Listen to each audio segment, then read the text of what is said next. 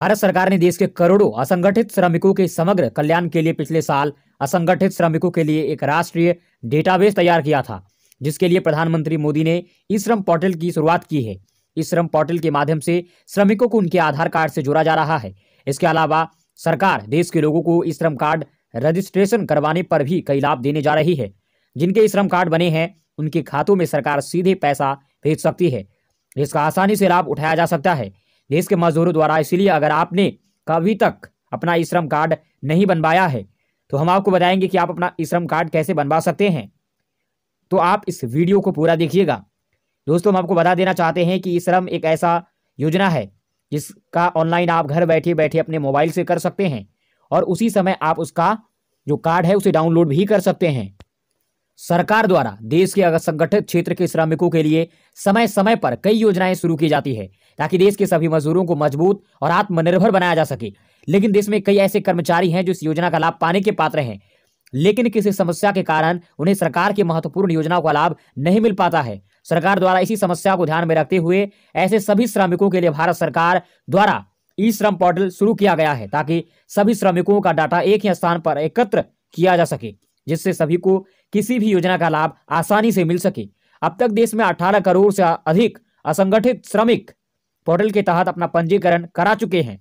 ई श्रम पोर्टल के तहत पंजीकरण पूरी तरह से निःशुल्क है और श्रमिकों को जन सेवा केंद्र यानी कि CSC या राज्य सरकार के क्षेत्रीय कार्यालयों में पंजीकरण के लिए कुछ भी भुगतान नहीं करना पड़ता है। वे सीधे ई श्रम पोर्टल यानी कि ishram.gov.in के माध्यम से भी ऑनलाइन पंजीकरण कर सकता है या इसके अलावा स्वयं पोर्टल पर जाकर अपना ई श्रम कार्ड पंजीकरण स्वयं कर सकता है और उसे बनाकर उसे तुरंत डाउनलोड भी कर सकता है। ई श्रम पोर्टल का उद्घाटन 26 अगस्त 2021 को श्री भूपेंद्र यादव माननीय मंत्री द्वारा श्री रामेश्वर तेली माननीय राज्य मंत्री की उपस्थिति में किया गया था। ई श्रम पोर्टल को असंगठित श्रमिकों का एक राष्ट्रीय डेटाबेस बनाने के लिए विकसित किया गया है जो आधार से जुड़ा हुआ है। इसमें नाम, व्यवसाय, पता, शैक्षिक योग्यता, कौशल प्रकार और परिवार के विवरण आदि का विवरण होगा ताकि उनकी रोजगार क्षमता को अधिकतम किया जा सके और उन्हें सामाजिक सुरक्षा योजनाओं के लाभों का जो है विस्तार दिया जा सके। कोई भी कार्यकर्ता जो असंगठित क्षेत्र में काम कर रहा है और 16 से 59 वर्ष की आयु के बीच ई श्रम पोर्टल पर पंजीकरण के लिए पात्र है। प्रवासी श्रमिक, गीग वर्कर, प्लेटफॉर्म वर्कर, कृषि श्रमिक, मनरेगा कार्यकर्ता, मछुआरे, दूध वाले, आशा कार्यकर्ता, आंगनबाड़ी कार्यकर्ता, स्ट्रीट वेंडर, घरेलू कामगार, रिक्शा चालक और असंगठित क्षेत्र में इसी तरह के अन्य व्यवसायों में लगे अन्य कार्यकर्ता। यह प्रवासी श्रमिकों को, निर्माण श्रमिकों, गीग और प्लेटफॉर्म श्रमिकों आदि सहित असंगठित श्रमिकों का पहला राष्ट्रीय डेटाबेस है। चलिए अब जानते हैं इस श्रम पोर्टल के उद्देश्य के बारे में। निर्माण श्रमिकों, प्रवासी श्रमिकों, गीग और प्लेटफॉर्म श्रमिकों, सड़क विक्रेताओं, घरेलू श्रमिकों, कृषि श्रमिकों आदि सहित सभी असंगठित श्रमिकों का एक केंद्रीकृत डेटाबेस बनाना, श्रमिकों को आधार से जोड़ना पोर्टल का एक महत्वपूर्ण उद्देश्य है। असंगठित श्रमिकों के लिए सामाजिक सुरक्षा सेवाओं की कार्यान्वयन दक्षता में सुधार करना, अन्य मंत्रालयों द्वारा कार्यान्वित की जा रही सामाजिक सुरक्षा योजनाओं का एकीकरण करना, API के माध्यम से उनके द्वारा प्रशासित विभिन्न सामाजिक सुरक्षा और कल्याणकारी योजनाओं के वितरण के लिए केंद्र और राज्यों सरकारों के मंत्रालयों, विभागों, बोर्डों, एजेंसियों, संगठन जैसे विभिन्न हितधारकों के साथ पंजीकृत असंगठित श्रमिकों के संबंध में जानकारी साझा करना, प्रवासी और निर्माण श्रमिकों को सामाजिक सुरक्षा और कल्याणकारी लाभों की सुलभता, भविष्य में कोविड-19 जैसे किसी भी राष्ट्र संकट से निपटने के लिए केंद्र और राज्य सरकारों को एक व्यापक डेटाबेस प्रदान करना। ई श्रम कार्ड पोर्टल के माध्यम से सरकार को श्रमिकों को उनके कौशल के अनुसार रोजगार उपलब्ध कराने में मदद मिलेगी। देखिए इसका लाभ क्या है।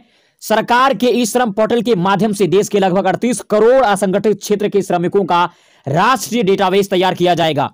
ई श्रम पोर्टल के इस डेटाबेस को श्रमिकों के आधार से जोड़ा जा रहा है ताकि सभी को सरकारी योजनाओं का लाभ मिल सके। इस पोर्टल के माध्यम से असंगठित क्षेत्र के प्रवासी श्रमिक, गीग वर्कर, प्लेटफॉर्म वर्कर, कृषि श्रमिक, मनरेगा कार्यकर्ता, मछुआरे, दूध वाले, आशा कार्यकर्ता, आंगनबाड़ी कार्यकर्ता, रेहड़ी पटरी वाले, घरेलू कामगार, रिक्शा चालक व अन्य समान व्यवसायों में लगे हुए हैं एक साथ जोड़ा जा रहा है। पोर्टल पर पंजीकरण प्रक्रिया ऑनलाइन और पारदर्शी है ताकि योजना में कोई धोखाधड़ी नहीं की जा सकेगी। सरकार के इस श्रम कार्ड पोर्टल के माध्यम से श्रमिकों को कई सरकारी योजनाओं का लाभ प्रदान किया जाएगा। सभी पंजीकृत श्रमिकों को श्रम कार्ड पोर्टल के माध्यम से 12 अंकों का एक रिकॉर्ड उपलब्ध कराया जाएगा जो पूरे देश में मान्य होगा। ई श्रमिक कार्ड पोर्टल कार्ड के माध्यम से श्रमिकों को उनकी कौशल के आधार पर श्रम विस्तृत किया जाएगा, जिससे उन्हें रोजगार उपलब्ध कराने में मदद मिलेगी। डेटाबेस के माध्यम से सरकार को श्रमिकों के लिए विभिन्न योजनाओं को शुरू करने और संचालित करने में भी मदद मिलेगी। श्रम कार्ड पोर्टल देश के श्रम एवं रोजगार मंत्रालय द्वारा क्रियान्वित किया जा रहा है। आवेदक, चलिए अब जानते हैं कि आखिर ई श्रम कार्ड की पात्रता होने के लिए क्या चीजें आपके लिए जरूरी है। देखिए, आवेदक देश का अस्थायी निवासी होना चाहिए। कोई भी कर्मचारी जो असंगठित क्षेत्र से है वह ई श्रम पोर्टल पर पंजीकरण के लिए पात्र है।